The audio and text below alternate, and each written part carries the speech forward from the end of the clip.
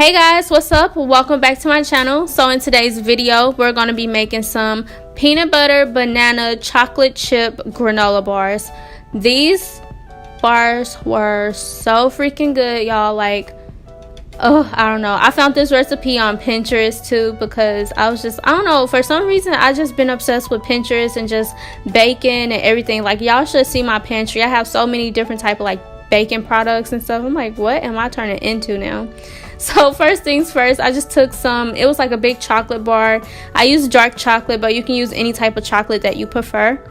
Then I took 2 bananas. You want your bananas to be nice and ripe, because if you get them fresh then they taste a little weird. So I would definitely say if you buy them, just wait a couple days and then use them like I had to do. So I just mashed them up till they got into that consistency right there. Then I just took my pan and just sprayed some Pam on it, set it aside, just kind of prepping it for later on. I then took some peanut butter and then I'm gonna deposit it into that big bowl right there. And for the measurements and everything, because I really don't remember like all the measurements and everything, so I will definitely put a link to the recipe that I got this from so you guys can see the actual the measurements and everything if you wanted to do this recipe. I'm pretty sure y'all will because it was so good. Then I added some honey to this mixture, like 2 things of honey. I really enjoy honey too. I like honey a lot.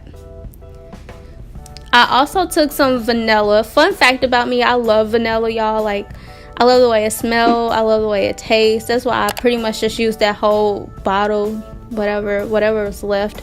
I'm pretty sure I didn't go off the recommended measurements. I just added what I wanted to for that part.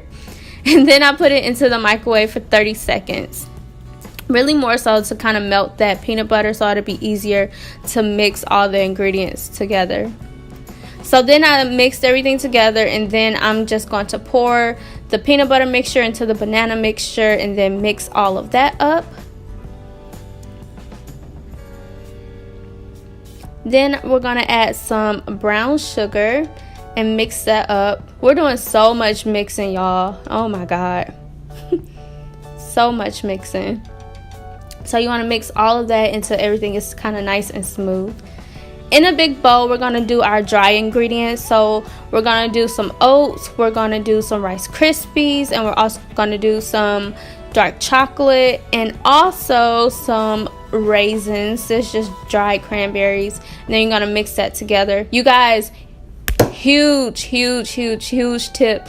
Definitely mix like your wet ingredients together and then mix your dry ingredients together, because I was that person who always just mixed everything, just do everything in a bowl and mix it up together.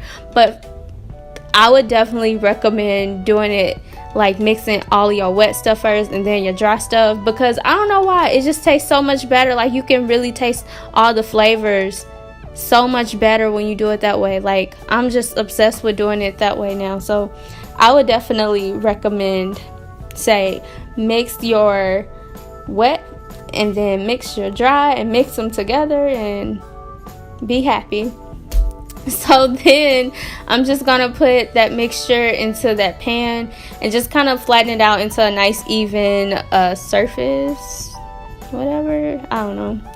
So then I'm just gonna pop that into the oven for about 25 minutes, well 20 minutes. I would recommend doing it 25 minutes or even 30. Just keep an eye on it, because I kept mine in there for 20 minutes and when I took it out, it was still a little bit on the soft side. Like, when I was cutting it, like, it was so soft that it was falling apart. So I would definitely say keep it in there a little bit longer, and then when you take it out, let it cool down, cut it up and everything, and then pop it in the fridge for maybe like 10, 15, maybe even 20 minutes, just maybe so it can kind of you know, harden up a little bit, because mine was so like soft that it was just falling apart.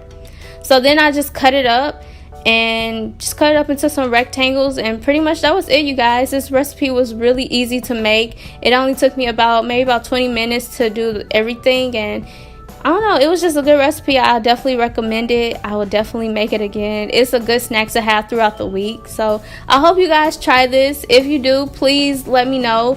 Give me a thumbs up if you like this video, and also subscribe to my channel.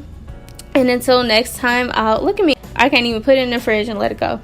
So until next time, I'll see you guys in my next upload. Bye guys.